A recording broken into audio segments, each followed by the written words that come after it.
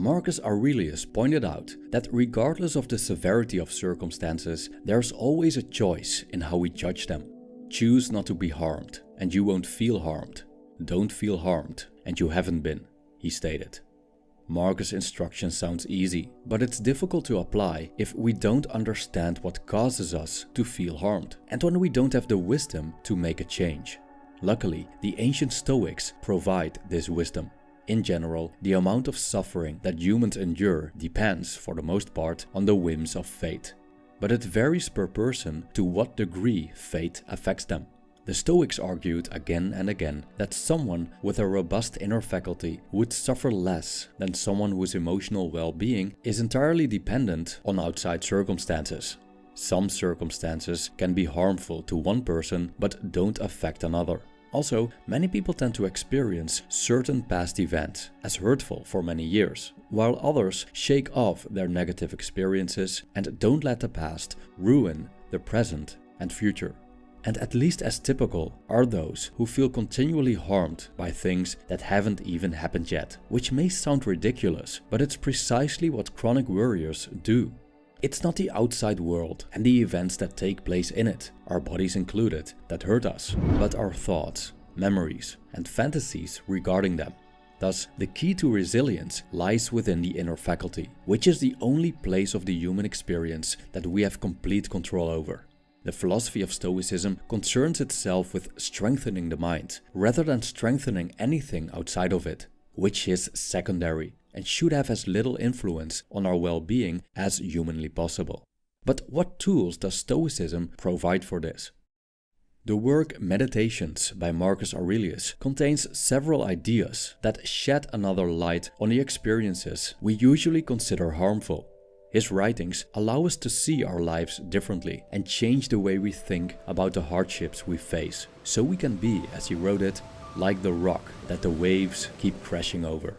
This video expands upon several passages from the Meditations that could help us feel less harmed. By the way, you'll find more Stoic wisdom in this new book, Stoicism for Inner Peace, which contains my collected works on remaining calm and focused in these challenging times. For more information, you'll find a link in the description.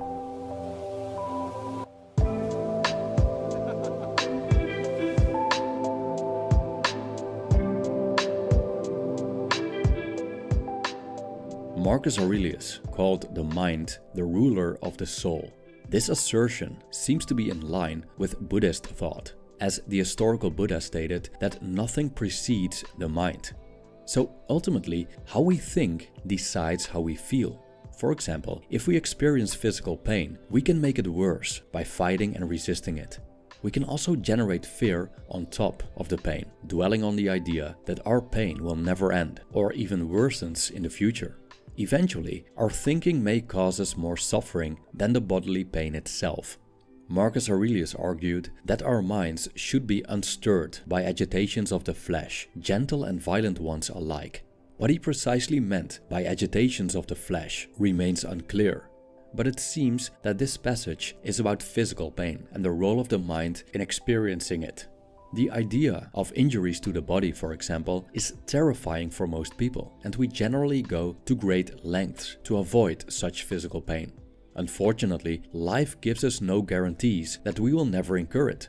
It's plausible that we experience painful illnesses, accidents, and become victims of violence at some point in our lives.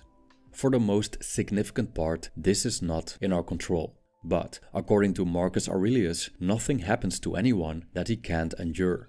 Even though pain is an inevitable part of human life, we have a choice whether or not we experience additional pain on top of what the outside world imposes on us.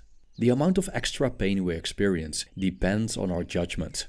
I quote, "When they make their way into your thoughts through the sympathetic link between mind and body, don't try to resist the sensation. The sensation is natural, but don't let the mind start in with judgments, calling it good or bad." End quote.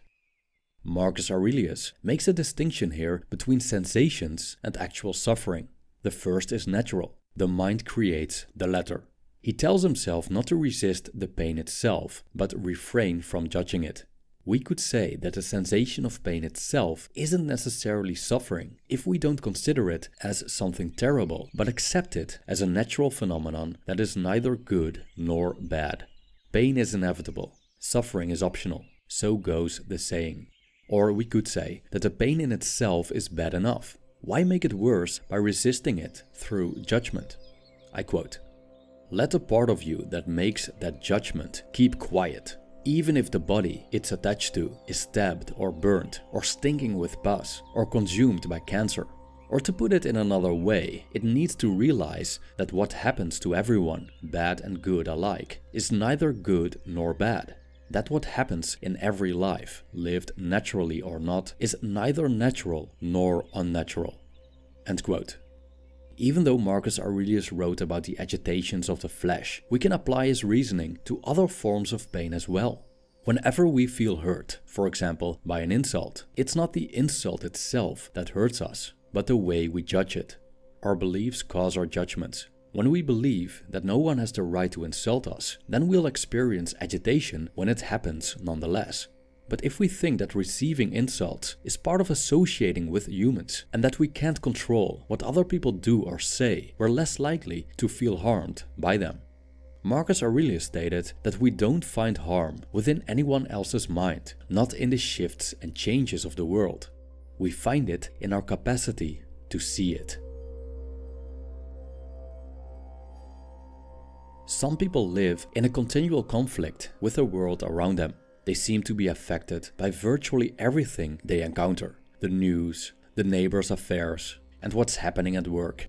Such people can't stop complaining about what's wrong with the world. And, in extreme cases, they have convinced themselves that they are better off dead than living in such a miserable place called Earth.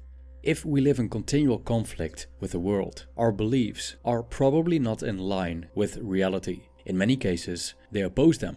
So, if you want to end this ongoing conflict with our environment, we have to change our beliefs. An excellent way to start is to stop asking so much of the world. In fact, in Meditations, Marcus Aurelius argues against asking the impossible, calling it a crazy thing to do. We cannot expect what cannot be delivered. And one thing that's certain about asking the impossible is that it's a strategy doomed to fail. Yet, often in subtle ways, we seem to ask the impossible all the time, as we wish for things to happen in ways that are unrealistic and not aligned with the nature of the world. So-called empty optimists are prone to this. Their optimism makes them hopeful and confident about the future when there's hardly any ground for it. Confidence and hope aren't bad things in themselves. But if they're not in line with reality, then disappointment is the logical consequence. Expecting good fortune alone is asking the impossible. Wishing never to become sick, never be insulted, never be ridiculed is asking the impossible. We have as much control over these things as a rock controls the waves crashing on it. For the mind that expects too much, life is continually at fault, as reality never satisfies.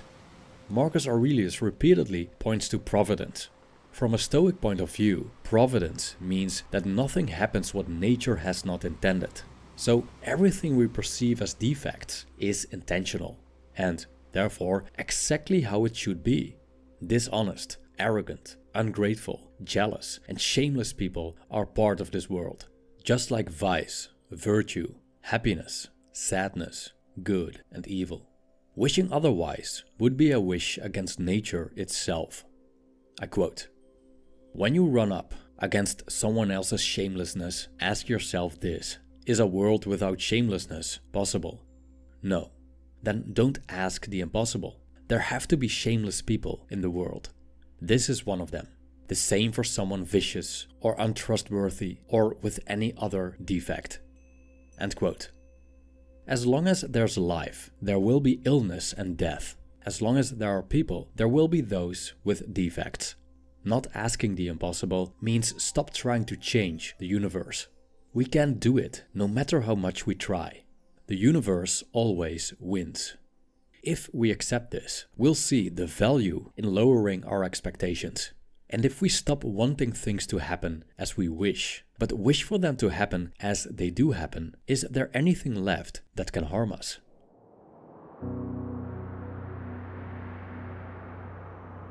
There's beauty in decay and imperfection. We only have to look at the cracks in an old wall or the crookedness of trees, and we'll notice that these things intrigue us.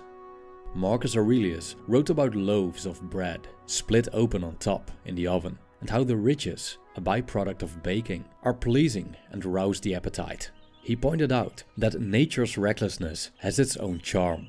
An aging face, a wrinkled apple, the ruins of a city we often consider beautiful, even though they have been subject to decay. I quote, "And so, if a man has a feeling for, or a deeper insight into the processes of the universe, there's hardly one but will somehow appear to present itself pleasantly to him, even among mere attendant circumstances.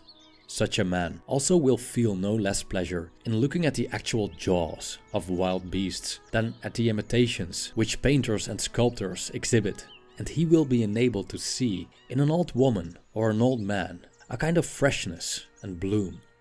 End quote. So why don't we treat life's adversities the same way? Life overall has a rough side to it. Many things happen that don't resemble our expectations. For example, a fiery romance between two people may arouse fantasies of a beautiful future together, but may end up in a vale of tears instead. Or a promising career, backed up by significant experience in the field and various degrees, may come to an end because of illness. And even when our lives are without hardship and everything plays out as we had hoped for, we'll eventually end up sick and dead. So we could spend our lives resisting the ugly and be miserable when we experience it, but it's still part of the game. Oftentimes, it's adversity, not prosperity, that rouses creative people like writers, filmmakers, painters, musicians, and poets to bring about creations that attract attention. Instead of detesting adversity, we could develop an appreciation for it, like we accept the ridges as part of the bread, as much as the bread itself. The ugly always accompanies the beautiful. And if we only want the latter and detest the former, we deny nature as a whole. But if we learn to welcome misfortune as much as a stroke of luck, we're less shaken when life gives us lemons. Moreover, we can almost always find some good in the worst of circumstances. Misfortune can inspire us, remind us of our fragility, change our perspective on life, and lead us to become more compassionate to others. If we see beauty in whatever overcomes us, fate will hardly ever harm us. When our judgments work against us, we suffer.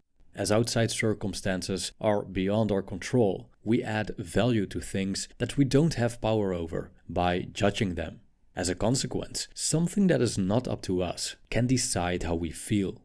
So when something that we consider unfavorable enters our lives, we feel bad. And when something that we find desirable leaves us, we feel bad as well. The stronger our judgments are, the more vulnerable we become to the whims of Fortuna, the unpredictable goddess of luck, chance, and fate. But Fortuna cannot harm us unless we let her. Not letting Fortuna damage us doesn't mean that we can somehow control fate. Fate will do whatever it wants, and there's nothing we can do about it. But we do control how we position ourselves towards it. We can resist it, or we can embrace it. We can accept what Fortuna provides us with, no matter how unfortunate. Or we can be angry and bitter about it. Or we can see the beauty in it. When it comes to being harmed, there isn't much we can do about the actions of those around us. But it's entirely in our power to focus on ourselves and practice becoming more resilient to the world, instead of being in conflict with it or trying to control it. According to Marcus Aurelius, it's not our problem when, for example, people hate or despise us. It's their problem. Our task is to stay equanimous when facing these people and not being swept away by their malice. And so we can look at any misfortune that's thrown our way. From a Stoic perspective, adversity in itself isn't harmful to our sense of well-being. It's only harmful if we let it be. Hence, choose not to be harmed, and you won't feel harmed. Don't feel harmed, and you haven't been. Thank you for watching.